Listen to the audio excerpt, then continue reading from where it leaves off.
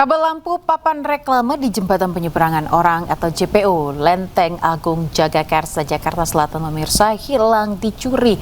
Foto wajah pelaku yang terekam CCTV dipasang di JPO tersebut. Ternyata kabel di JPO juga bisa diambil orang nih. Ada maling kabel di JPO Lenteng Agung nih, kurang lebih kayak gini nih.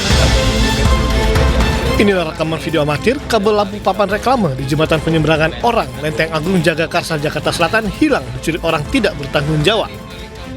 Diduga pelaku melancarkan aksinya seorang diri pada malam hari. Awalnya warga mengira pelaku teknisi kabel, ternyata pencuri kabel. Warga yang resah dengan aksi pelaku memasang foto wajah pelaku di area jembatan. Orangnya naik ke atas, gimana kita nggak ya mau ngambil kabel. Udah berhatiin ya, naik dong, narik kabel. Ada berapa orang Pak yang bapak tahu? Yang saya lihat cuma satu. Ya. Itu kabel apa Pak yang dicuri Pak? Ya kayak kabel apa sih yang hitam-hitam itu tuh?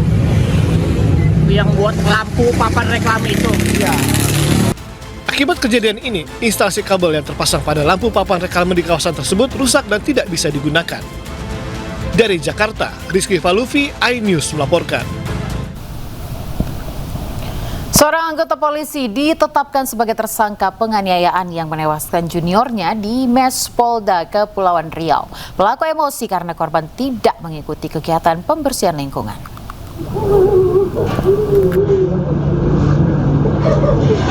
Itu kenapa datang situ soal?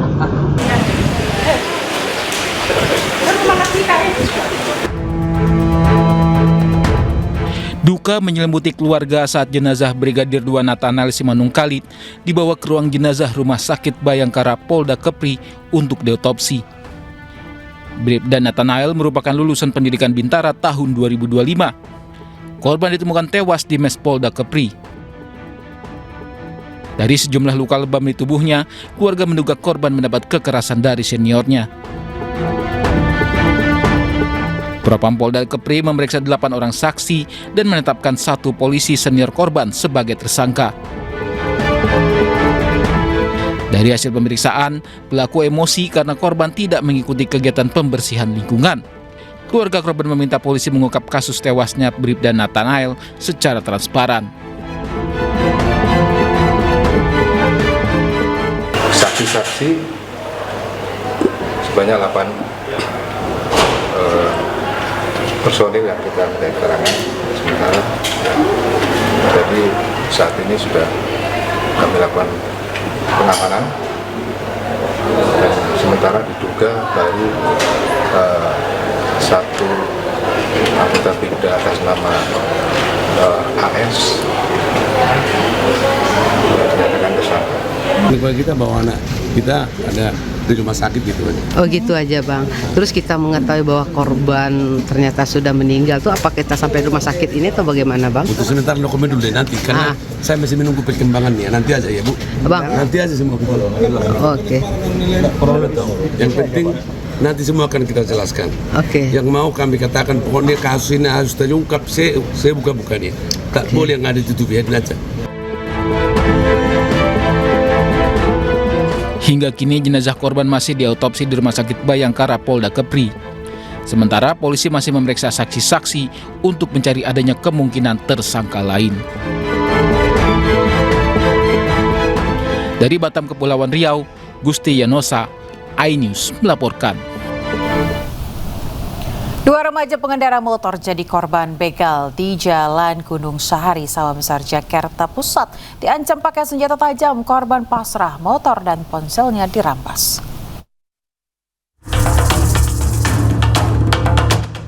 Aksi pembegalan terhadap 2 remaja pengendara motor terjadi di Jalan Gunung Sahari Raya, Sawah Besar, Jakarta Pusat saat dini hari. 4 pelaku menggunakan 2 sepeda motor membuntuti korban yang melaju dari arah Senen menuju Ancol. Pelaku memepet dan memberhentikan paksa motor korban di depan halte bus Transjakarta Jembatan Merah. Melihat pelaku bersenjata tajam, korban ketakutan turun dari motor dan menjauh. Korban pasrah saat motornya dirampas. Pelaku juga merampas ponsel korban. Dari hasil penyelidikan, pelaku diduga komplotan yang sama dengan pelaku begal terhadap petugas damkar. sama dengan yang sekarang kita amankan. Kemungkinan pelaku begalnya sama dengan yang di Gambir? Iya, kemungkinan masih satu kelompok lah. Kalau korban sendiri sudah buat laporan atau belum? Korban sudah buat laporan, sudah ditangani oleh Polres Metro Jakarta Pusat. Iya, memang pelaku yang sama dengan yang di Gambir ya Pak? Ada kemungkinan mereka ini satu tongkrongan ya, atau satu kelompok.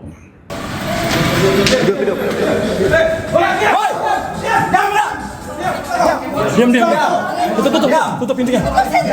Udah diam.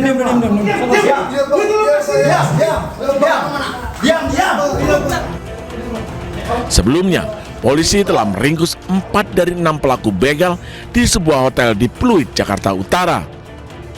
Polisi masih memburu 2 pelaku lain. Dari Jakarta, Rani Sanjaya, iNews melaporkan. Hujan deras dan angin kencang merobohkan tenda pernikahan di Tuban, Jawa Timur. Para tamu berhamburan menyelamatkan diri.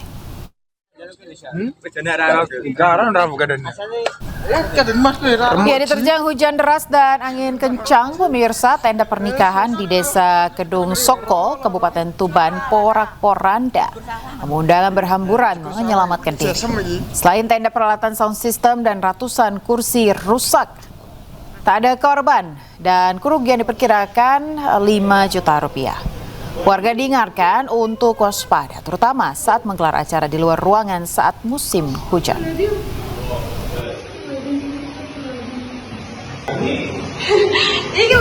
Pemirsa, ratusan rumah di Rancabolang, Kota Bandung terendam banjir hingga 1 meter.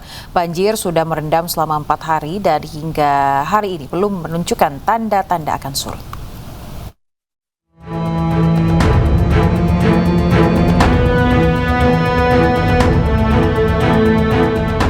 Sekitar 400 rumah warga di RW 3, 4, dan 5 Kelurahan Rancabolang, Kota Bandung terendam banjir dengan ketinggian rata-rata 50 cm hingga 1 meter.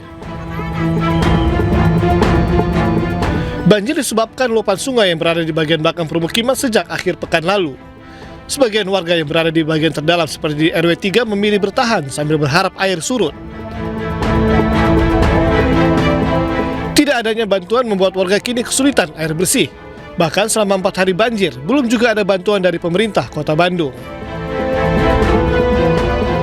Gak ada. Bantuan dari kecamatan gak ada. Dari kelurahan cuma air bersih. Tidak hanya permukiman, banjir juga hampir memutus ruas jalan Simpang Derwati yang merupakan jalan penghubung utama Kota Bandung dengan kawasan satelit di daerah Bojong Soang dan Kabupaten Bandung. Dari Bandung, Jawa Barat, Mujib Prayitno, iNews melaporkan.